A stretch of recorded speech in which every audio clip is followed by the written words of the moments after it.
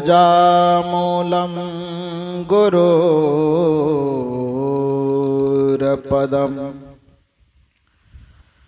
मंत्रमूलं गुरुर्वाक्यम्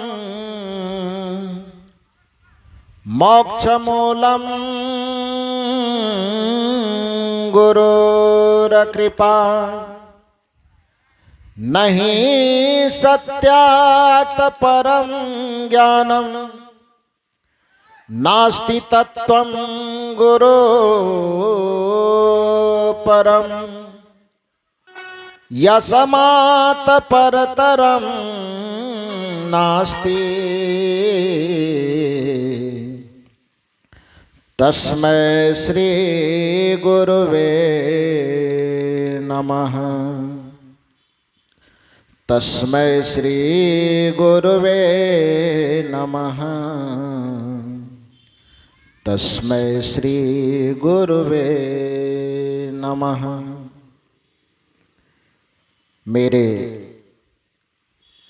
व्यावहारिक एवं पारमार्थिक जीवन के प्रबल प्रेरणा स्रोत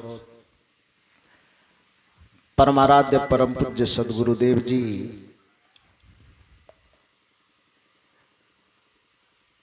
परम श्रद्धेय संत श्री निर्मल साहब जी के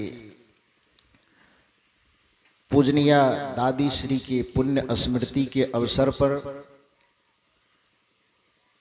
आयोजित इस त्रिदिवसीय सत्संग समारोह के दूसरे दिन की इस प्रातःकालीन सत्संग सभा में मंच पर विराजमान विभिन्न आश्रमों से पधारे हुए अपने ज्ञान ध्यान त्याग तप के प्रभाव से तीर्थों को भी परम पावन करने वाले परम वंदनीय संत समाज, इस परिवर्तन परिवर्तक स्थल पर विराजमान अध्यात्म प्रेमी सज्जनों तथा देवियों, अभी हम लोग बहुत देर से स्तुति प्रार्थना भजन और विचार के माध्यम से संतों के विचारों को सुन रहे थे।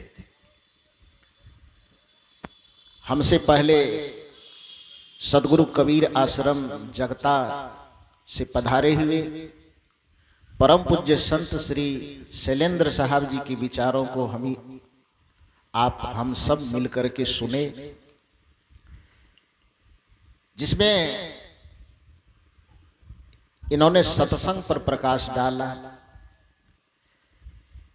मृत्यु के उपरांत हम कुछ साथ ले नहीं जाएंगे, जीवन की इस सच्चाई पर प्रकाश डाला। वस्तुतः सत्संग हमारे जीवन का नियामक है। जैसे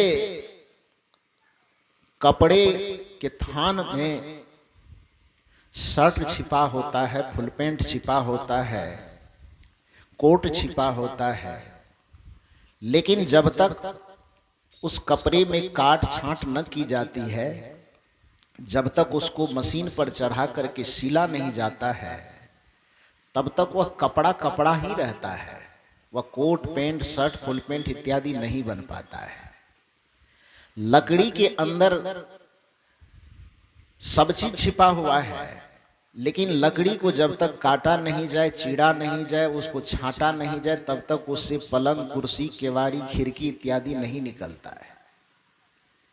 लकड़ी के अंदर ही वो सारे चीज छिपे हुए हैं, लेकिन उस छिपे हुए चीज को निकालने के लिए जैसे काट छांट आवश्यक है, कपड़े में से शर्ट फुल पैंट इत्यादि निकालने के लिए उसका काट छांट करना आवश्यक है, वैसे हमारे अपने जीवन से दिवत्व को निकालने के लिए हमारे जीवन में भी काट छांट करना, अनुपयुक्त चीज को छांटना, उपयुक्त चीज को संवारना आवश्यक है।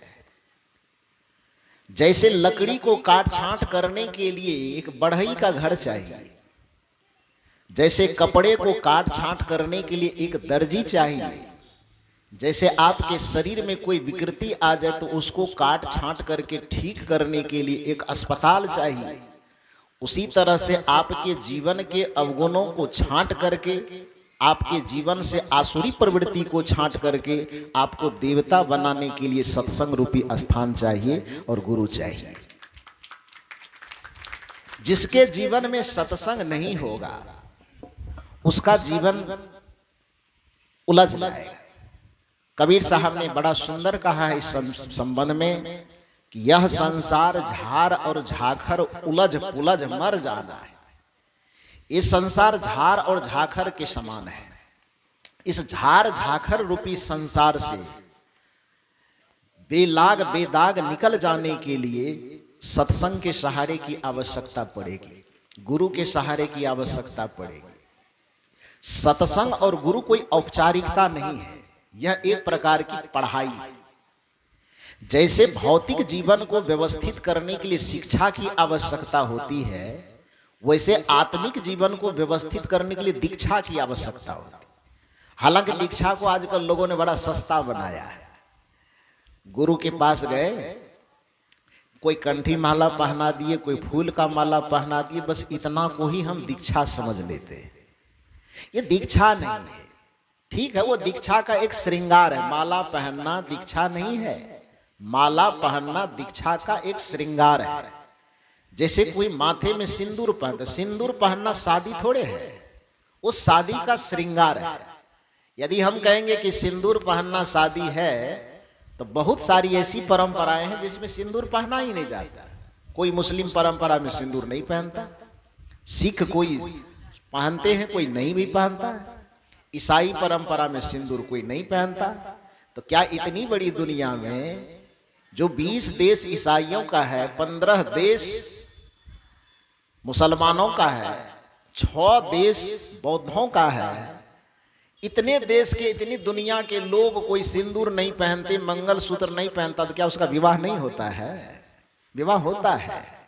तो जैसे मंगलसूत्र और सिंदूर पहनना विवाह का श्रृंगार है, वह विवाह नहीं है, उसी प्रकार से गले में कंठी माला पहनना या कोई छापा तिलक लगाना, ये दीक्षा का संतत्व का श्रृंगार भले हो सकता है, लेकिन वह संतत्व नहीं है।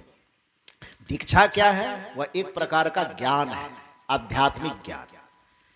इसको दो तरह से समझना चाहिए कि जैसे हमारे जीवन का 2 हिस्सा है, एक हिस्सा हमारा शरीर और इंद्रियों से समन्वित है और दूसरा हिस्सा हमारा आत्मा है। तो शरीर को व्यवस्थित करने के लिए, शरीर संबंधी क्रियाकलाप को व्यवस्थित करने के लिए जो ज्ञान चाहिए उसको शिक्षा कहा जाता है। मन और इंद्रियों सहित आत्मा को व्यवस्थित करने के लिए जिस ज्ञान की आवश्यकता होती है उसको दीक्षा कहा जाता है। जैसे शिक्षा के लिए प्रतिदिन आदमी को अभ्यास करना पड़ता है, विद्यालय में गए, पढ़ाई किए, कुछ होमवर्क मिला, उस पर काम किए, तब जाकर के आदमी शिक्षा में परिपूर्ण होता है। ऐसा नहीं हो सकता कि विद्यालय में जाके केवल एडमिशन ले, कॉपी किताब को तकिया के नीचे रख करके वो सो जाए और साल भर के बाद जाए हॉल में परीक्षा देने, तो पास कर जाएगा? नहीं करेगा। जैसे शिक्षा में पारंगत होने के लिए उसको निरंतर अभ्यास की आवश्यकता है, वैसे कोई व्यक्ति आध्यात्मिक जीवन में दीक्षा को परिपूर्ण करना चाहता है, दीक्षा में पारंगत होना चाहता है, तो उसको भी सत्संग और ध्यान भजन में निरंतर अभ्यास करना होगा, तब जाकर के उसका दीक्षा परिपूर्ण हो पाएगा। तो ये शरीर और आत्मा को व्यवस्थित करने वाला जो ज्ञान है, उसी ज्ञान को सत्संग कहा जाता है। यहां पर आने पर व्यक्ति की दिव्य दृष्टि खुल जाती है। दिव्य दृष्टि का मतलब विवेकपूर्ण दृष्टि खुल जाती है, उसकी चेतना जग जाती है सत्संग में आने के बाद। तब फिर जो अभी जो चर्चा हमारे श्री साहब जी कर रहे थे, कर्मकांड की बात, श्राद्ध की बात, ये जरा सा भी कोई व्यक्ति खोपड़ी लगावे तो उसको समझ में आ जाएगी कि ये केवल किसी लोगों का, जिसने केवल पाखंड को, फरेब को अपने जीविका का साधन बना लिया, उस आदमी ने हमारे और आपके जन्म से लेकर के मरण तक की सारी प्रक्रिया को धंधा से जोड़ दिया। जिस आदमी को हर जोत के नहीं कमाना है, जिस आदमी को डलिया उठा के कमाना नहीं है, जिस आदमी को फैक्ट्री में नहीं कमाना है, दुकान में नहीं कमाना, आखिर उसको भी तो रोजी रोजगार चाहिए। तो 2 रोजगार चुनाव, एक तो आदमी के जन्म से मृत्यु तक के धंधा को रोजगार से जोड़ा जाए। अब दूसरा चीज, कहीं मंदिर खड़ा कर दें, अत्थर पत्थर गाड़ दें, उसको सिंदूर पिठार लगा दें और वहां से कमाई शुरू हो जाए, वहां से धंधा शुरू हो जाए। ये दो काम को रोजगार का अवसर बनाया हुआ। यही कारण है कि आप कमाई करते हैं तो खेतों में जाकर के पसीना चुबाते हैं तब कमाते हैं, और कोई व्यक्ति वहां मंदिर में बैठ करके केवल पत्थर पे पानी चढ़ाता है, उसी से कमाई कर लेता है। देखना है तो अभी सावन महीना चल रहा है, जाइए जरा सा। आप एक साल में खेतों में, फैक्ट्रियों में, दुकानों में मेहनत करके जितना पैसा नहीं कमाएंगे, एक सावन महीना में उससे कई गुना ज्यादा पैसा वो कमा करके रख देगा। साल भर टांग पसार करके खाएगा, खाएगा कि नहीं खाएगा? तो जिसने अपने बुद्धि की चतुराई से एक रोजगार बनाया, पूजा को, पाठ को, कथा को, कीर्तन को, उसने आपका मानसिक शोषण करके आपके जीवन से कर्मकांड को जोड़ा, जन्म से लेकर के मरण तक। यही कारण कि कर्मकांड की आवश्यकता जीवन में इसलिए नहीं है क्योंकि पहले तो आप ये समझिए कि जीवन है क्या। जीवन को समझ जाएंगे तो फिर आपको कर्मकांड की असारता अपने आप समझ में आ जाएगी। जीवन हमारा क्या है? दो चीज का संयोग है, एक शरीर और एक आत्मा। इसके अलावा तीसरा चीज तो है नहीं। तीसरा चीज यदि हम मन की सत्ता मानते हैं तो मन कुछ है नहीं। मन कुछ ना होके भी बहुत कुछ इसलिए लगता है क्योंकि सीधी सी बात है कि मान लीजिए कि रोशनी है, अभी जल रही है लाइट, हम हैं या आप हैं, कोई भी व्यक्ति है, तो दो ही चीज की सत्ता है, एक रोशनी की सत्ता, एक आपकी सत्ता। लेकिन रोशनी के सामने में आप खड़े हो जाइए तो एक तीसरा चीज बन जाएगा, जिसको क्या कहते हैं हम लोग? छाया कहते हैं। वही न बनेगा। वो तीसरा चीज का कोई औकात नहीं है, कोई अस्तित्व नहीं है। लेकिन जैसे ही ये दो चीज आमने सामने होगा, रोशनी सामने आएगी, कोई व्यक्ति सामने में आएगा, तो तीसरा चीज अपने आप बन जाएगा। उस तीसरा चीज का अपना कोई अस्तित्व नहीं है, फिर भी वह ताकतवर है। आप कहेंगे ताकतवर कैसे है? तो ताकतवर नहीं है तो मान लीजिए छाया को आप लाठी से पीट करके मार दीजिए, मर जाएगा। लाठी से नहीं मन पा रहा है तो आप उसको तीर तलवार से भोंक भांक के मारिए, मरेगा। कुल्हाड़ी से उस छाया को काटिए, कोदाली से काटिए, एटम बम से उड़ाने की कोशिश कीजिए, वो छाया बची रह जाएगी, आप उड़ जाइएगा। उड़िएगा कि नहीं उड़िएगा? तो जिसको आप तीर से मार नहीं सकते, तलवार से काट नहीं सकते, कुल्हाड़ी कुदाल से काट नहीं सकते, एटम बम से उड़ा नहीं सकते, तो मजबूत है कि नहीं है? मजबूत है ना? मजबूत है, किंतु उसका अस्तित्व नहीं है। उसको मिटाया जा सकता है, तीर भाला फरसा एटम बम से नहीं मिटाया जा सकता। दो शर्त पे मिटाया जा सकता है, या तो रोशनी को बंद कर दीजिए, या नहीं तो उसके सामने से आप हट जाइए। दो ही काम होगा। रोशनी की सत्ता और आपकी सत्ता, दो की उपस्थिति जब तक रहेगी, उसको एटम बम से भी उड़ाया नहीं जा सकता। लेकिन दो में से एक काम कर दीजिए, या तो रोशनी बुझा दीजिए या वहां से आप हट जाइए, तो फिर छाया पड़ा रहेगा, ये खत्म हो जाएगा, खत्म हो जाएगा। तो ठीक उसी प्रकार से सत्ता दो की ही है, एक जड़ की सत्ता जिस सत्ता को हम शरीर कहते हैं, और एक चेतन की सत्ता जिसको हम आत्मा कहते हैं। सत्ता दो की ही है, लेकिन इन दोनों के संजोग से, दोनों से जो छाया निर्मित होता है, जो संस्कार निर्मित होता है, जो वासना निर्मित होता है, उसको मन कहा जाता है। लेकिन उस मन का अपना कोई अस्तित्व नहीं है, सत्ता के रूप में दो को ही गिना जाता है। तो जब दो को गिना गया, अब सवाल यह होता है कि मरने के बाद ये दोनों जब अलग अलग हुए तो शरीर का क्या किया आपने? कुछ किया कि शरीर पड़ा हुआ रहने दिए? है दो ठो, दो में से एक बचा शरीर। मरने के बाद उस शरीर को आप कहीं सहेज के रखे कि उस शरीर के साथ कुछ किए ना? क्या किए? या तो जला दिए, या तो गला दिए, या तो दफना दिए, या तो फेंक दिए। यही नहीं किए, और क्या कर सकते हैं? सदगुरु आचार्य श्री धर्म स्वरूप साहब जी भजन गाते थे ना, एक हड्डी मुझसे करने लगी बयान रे सवरिया रे, जो पड़ी थी सुरसरी धार रेत मैदान रे सवरिया। उसी भजन में एक कड़ी आती है, गाड़ो फेंको चाहे जलाओ शमशान रे सवरिया। इस शरीर की यही गति है। सदगुरु कबीर साहब की भाषा में कहें तो कोटिक यतन करो या तन की अंत अवस्था धूड़ी, कि करोड़ों उपाय करने के बावजूद भी संसार में इस तन को बचाया नहीं जा सकता। धूल बनेगा ये, चाहे गल के धूल बने, चाहे जल के धूल बने, चाहे सड़ के धूल बने, लेकिन इसको अंततः धूल बनना है। एक भजन और बड़ा पारंपरिक भजन सब लोग गाते हैं, वो कौन सा? जिंदगी ये किराए का घर है, एक न एक दिन बदलना पड़ेगा। मौत जब तुमको आवाज देगी, घर से बाहर निकलना पड़ेगा। उस भजन में अंतिम कड़ी, अंतिम से पहले एक कड़ी आती, क्या है? ढेर मिट्टी का हर आदमी है। शरीर के स्तर से हम क्या है? मिट्टी के अलावा कुछ है? कुछ लोगों के दिमाग में ये बात बैठी हो कि निर्गुण परंपरा वाला निर्गुणिया सब है ना, इसीलिए मिट्टी मिट्टी ढेर करते रहता है शरीर को। ये जो महात्मा लोग अपना दृष्टि से देखता है, मिट्टी मिट्टी झलकता है। इसमें सगुण और निर्गुण का भेद नहीं है। चाहे सगुण वाला हो चाहे निर्गुण वाला, हर कोई इसको अंततः मिट्टी ही कहता है। मिट्टी, जैसे कि आप लोग सगुण परंपरा में भी एक भजन सुने होंगे, गुनगुनाते भी होंगे, तूने अजब रचा भगवान। सुने हैं ये भजन? सुने हैं? नहीं सुने हैं? अरे नरपतगंज वाला तो इसमें और तेज तर्रार है सुनने में।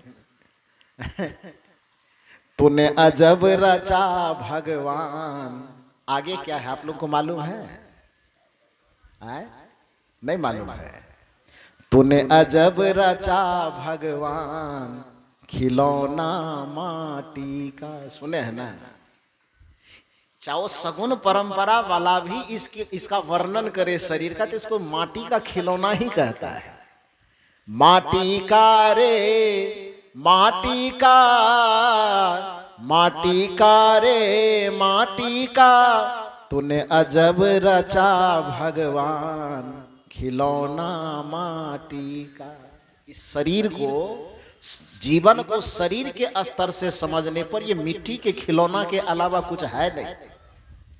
निर्गुण परंपरा से हट करके पारंपरिक भजन में लोग जाते, वहां भी कहता है, वहां भी गाया गया है। वहां कहते क्या है कि ढेर मिट्टी का हर आदमी है, बाद मरने पे होता वही है। ढेर मिट्टी का हर आदमी है, बाद मरने पे होता वही है। या तो तुरबत बनेगी जमी पे। तुरबत का मतलब कब्र होता है। मुस्लिम परंपरा में यदि शरीर छूट गया तो कब्र बना देगा, तो उसको तुरबत कहा जाता है। या तो तुरबत बनेगी जमी पे, या चिताओं में जलना पड़ेगा। जिंदगी ये किराए का घर है, एक न एक दिन बदलना पड़ेगा। मौत जब तुमको आवाज देगी, घर से बाहर निकलना पड़ेगा। तो शरीर के स्तर पे जब जीवन को हम समझेंगे तो शरीर का क्या होगा अंततः? सुना रहते ना साहब जी कि सुई तक साथ नहीं ले जाएगा। क्योंकि जिस हाथ से पकड़ करके सुई ले जाने की आप सपना देख रहे हैं, वो शरीर सहित हाथ जल जाएगा, जल करके खाक बन जाएगा, धूल बनेगा। तो जब हाथ ही नहीं जाएगा तो सुई कहां से जाएगा?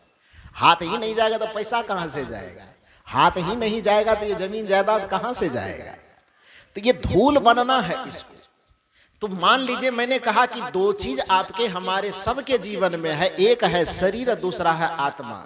तो शरीर के स्तर पे मरने के बाद शरीर को धूल बनना है, चाहे जैसे बने। ठीक है, ये तो फिक्स है ना। ऐसा तो नहीं है कि दूसरी जगह वाले के लिए नियम है और फारबिसगंज नरपतगंज वाले के लिए अलग नियम होगा, और जगह वाले का शरीर धूल बनता होगा, यहाँ वाले का सोना चांदी बन जाता होगा। ऐसा तो है नहीं। धरती के किसी भी कोने का मनुष्य होगा तो उसके शरीर के साथ वही हाल होगा, मिट्टी का है और अंततः वह मिट्टी का बनेगा। अब दूसरा चीज क्या बच गया? दूसरा चीज क्या बचा? दूसरा चीज आत्मा न बचा कि और तीसरा चीज है ही नहीं, तो तीसरा कहां से आएगा? तो एक शरीर जो जल करके खाक हो गया और दूसरी बची आत्मा। तो आत्मा अपने कर्म के अनुसार फल भोगता है कि किसी के मंत्र पढ़ने के अनुसार? बताइए जरा सा। ये आत्मा जो फल भोगती है वह अपने कर्म के अनुसार कि पंडित जी के मंत्र पढ़ने से? कर्म के अनुसार ना। ये कोई कबीर साहब की ही परंपरा तो केवल नहीं कहती है ना, गोस्वामी तुलसीदास जी जो पूरी परंपरा को जिन्होंने खिचड़ी बनाया, उस गोस्वामी तुलसीदास जी को भी अंततः डिसीजन यह देना पड़ा कि कर्म प्रधान विश्व करी राखा, जो जस करहि सो तस फल चाखा। ये नियम है कि आत्मा कर्म के फल को भुगतने के लिए उसी प्रकार से विवश है जैसे कोई माने उस प्रकार से विवश है कर्म का फल भोगने के लिए, जैसे कोई गाय यदि चाहे भी अपने बच्चे से बिछुड़ करके रहने के लिए कहीं छिप करके भी रह जाए तो बछड़े से छिप करके नहीं रह सकती, बछड़ा उसको ढूंढ ही लेगा। उसी तरह से कर्म करने वाले कर्ता को उसका फल ढूंढ ही लेगा, वो कर्म के फल से बच नहीं सकता है। कोई व्यक्ति अपने कर्म के फल से बचने के लिए 7 समुंदर पार भी चले जाए तो भी कबीर साहब कहते हैं, कबीर कमाई आपनो कभी न निष्फल जाए, 7 समुंदर आड़ा पड़े। 7 समुंदर के आड़ में जाके भी आप छिप जाएं कि हम वहां कर्म के फल से बच जाएंगे, बच नहीं पाएंगे। 7 समुंदर आड़ा पड़े तो आगे मिलिया धाय, आगे दौड़ करके वो कर्म पहले से खड़ा रहेगा, वो फल खड़ा रहेगा। इसलिए वो कर्म के फल से बचने के लिए वो जंतर मंतर क्या काम करे? यदि जंतर मंतर काम कर सकता, ये आत्मा को फल भोगने से यदि पूजा पाठ काम कर देता, तो एक सवाल मैं आपसे करता हूं कि रावण पूजा करता था कि नहीं करता था? मंत्र जपता था कि नहीं? उसको मंत्र जपने आता था कि नहीं आता था? ऐसा मंत्र जपने के लिए आता था कि आज भी बड़े बड़े मंदिरों में शंकर जी को प्रसन्न करने के लिए किसका मंत्र गाया जाता है मालूम है? आज भी जो शंकर जी के मंदिर में शंकर जी को प्रसन्न करने के लिए जो मंत्र गाया जाता है वो किनका बनाया हुआ है? वो रावण का ही बनाया हुआ है। बात समझ में आई? रावण के बनाए हुए मंत्र को ही पंडित आपसे हमसे दोहरवाता है शंकर जी को प्रसन्न करने के लिए। तो जो मंत्र पैदा करता था, जो मंत्र ही बनाता था, वो मंत्र जपता होगा कि नहीं जपता होगा? पूजा पाठ हम और आप सावन महीना बेलपत्तर चढ़ा के जाके कर लेंगे, रावण पूजा करता था कि नहीं? हमसे कम कि हम लोगों से तगड़ा तगड़ा करता था। जिस भगवान की वो पूजा करता था, जिस भगवान का वो मंत्र जपता था, आखिर वह भगवान उसके घर परिवार खानदान को बचाने के काम आया कि भगवान ने उसका विनाश कर दिया? थोड़ा जोर से बताइए आप लोग। भगवान उसकी रक्षा किया कि भगवान उसका विनाश कर दिया? विनाश कर दिया। क्यों किया? मंत्र जपने की कमी थी कि पूजा करने की कमी थी? कमी किस चीज में थी? कमी किस चीज में रही? पूजा खूब करता था, मंत्र खूब जपता था, आराधना खूब करता था, व्रत खूब करता था, तपस्या खूब करता था, बाकी सब चीज खूब करता था, लेकिन कर्म बिगड़ गया। बिगड़ गया ना? तो कर्म बिगड़ गया तो बाकी पूजा पाठ त्याग तपस्या तीर्थ व्रत कोई काम दिया? तो बचाना क्या चाहिए आपको? कर्म बचाना चाहिए कि कर्मकांड बचाना चाहिए? थोड़ा जोर से बोलिए। कर्म न बचाना चाहिए जी। यदि कर्म महत्वपूर्ण नहीं है तो आप बताओ, ठीक है रावण का नाम से भस्मासुर का नाम सुने कि नहीं सुने? पूजा करता था कि नहीं? हाँ या ना बोलो, खाली माथा हिलाने से काम नहीं होगा। वो पूजा करते थे कि नहीं, मंत्र जपते थे कि नहीं? इतना मंत्र जपते थे कि कहा जाता है कि जिसकी पूजा करते तो उसका सिंहासन हिल जाता है। कहता ना, लोग कथा में सुनाता है कि शंकर जी की पूजा करे, ब्रह्मा जी की पूजा करे तो इतना कठोर तप करे कि भगवान का सिंहासन हिल जाता है। और सिंहासन छोड़ करके भगवान दौड़े दौड़े आते। तो साधारण पूजा में नहीं ना आएगा, पूजा तगड़ा ही होगा, मंत्र बड़ा तगड़ा होगा तब ना भगवान आते होंगे। तो मान लीजिए कि शंकर जी की पूजा करने में जितना मंत्र दोहरा सकते हैं, भस्मासुर दोहराया होगा, कठोर तप किया होगा, आंधी तूफान वर्षा आया खुशी से न डिगा होगा, धूप गर्मी सब बर्दाश्त किए होंगे, तब शंकर जी आए। आने के बाद शंकर जी से वरदान मांगा। क्या वरदान? कि आप पहला तो वरदान यह दीजिए कि न दिन में मरूं, न रात में मरूं, न आकाश में मरूं, न पताल में मरूं, न घर में मरूं, न बाहर में मरूं, न अस्त्र से मरूं, न शस्त्र से मरूं। मैंने चारों तरफ से जब कंफर्म हो गया कि चाहो किसी चीज से नहीं मरेगा, तब आखिर में एक वरदान मांगा कि आप मुझे यह वरदान दीजिए कि जिसके माथे पर हम हाथ रखें वो क्या हो जाए? जल करके भस्म हो जाए। यही वरदान मांगा, पावर मांगा। तो इतना बड़ा पावर जो शंकर जी दे रहे होंगे तो पूजा तो कुछ तगड़ा किया होगा तब ना, मंत्र तो कुछ तगड़ा जपा होगा तब ना। लेकिन इतना तगड़ा पूजा, इतना तगड़ा मंत्र जपने के बावजूद भी, इतना बड़ा वरदान मिलने के बावजूद भी कि जाओ जिसके माथे पे हाथ रखोगे वो जल करके भस्म हो जाएगा, आखिर भगवान को उसके पक्ष में न खड़ा हो करके बल्कि उसी को जला करके भस्म कर देना पड़ा, तो क्या बिगड़ गया था उसका? थोड़ा जोर से बताइए। पूजा बिगड़ गया कि मंत्र बिगड़ गया? न पूजा बिगड़ा न मंत्र बिगड़ा, तब क्या बिगड़ गया? कर्म बिगड़ गया। बिगड़ा ना, चिंतन बिगड़ गया, चरित्र बिगड़ गया, आचरण बिगड़ गया। तो जब चिंतन चरित्र और आचरण बिगड़ गया तो जो भगवान उसको वरदान देने के लिए आया था वही भगवान साजिश करके उसको खत्म कर दिया। इसलिए व्यक्ति को कर्म पर ध्यान देना चाहिए, कर्मकांड के फेरा में नहीं पड़ना चाहिए। क्योंकि कर्मकांड करके कितना भी शक्ति आप अर्जित कर लोगे और कर्म यदि बिगड़ गया ना, तो मैंने क्या कहा, दूसरे भगवान को मारने की जरूरत नहीं पड़ेगी। जो भगवान आपको वरदान देने आएगा ना, वही भगवान आपको मारने का फेरा लगा देगा कि कैसे इसको मारा जाए। क्योंकि कर्मकांड तो खूब कर रहा है लेकिन कर्म पर ये ध्यान नहीं दे रहा है। सदगुरु कबीर साहब का जो चिंतन है, सदगुरु कबीर साहब का जो दर्शन है, इन महात्माओं का जो सोच है, वो आप तक यही पहुंचाना चाहते हैं कि जब कर्म ही अंततः प्रधान है, कर्म के ही बनिस्पत हमको स्वर्ग नरक इत्यादि जो भी हम मानते हैं वो हमको भोगना पड़ता है, तो हमें सुधारना कर्म को चाहिए न, कर्मकांड के फेरा में पड़ने की आवश्यकता नहीं है। इस पर बृहद चर्चा अगले सत्र में होगी। अभी 10:30 बजे तक ही कार्यक्रम होना था लेकिन 11 बज गया। हम अनावश्यक रूप से, हमारे साहब जी कितना बढ़िया समझा रहे थे, फिर भी बीच में हमको आप ले आए, तो बहुत बहुत धन्यवाद आप लोगों को, साधुवाद कि आज इस पुण्य स्मृति में आप लोग शामिल हुए हैं। वैसे यहाँ पर लोग मेरा इंतजार 2020 से कर रहे हैं, खास करके हमारे युवा साथी जितने हैं, कई बार बातचीत होती है।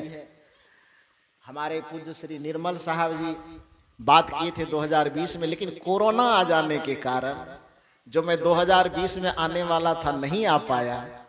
लेकिन आज दादी जी की पुण्य स्मृति में, हालांकि अभी मुझे यूनिवर्सिटी के कुछ काम से रजिस्टर वगैरह बनाना पड़ता है, तो मैं कभी अभी जाने की चाहत नहीं रखता हूँ।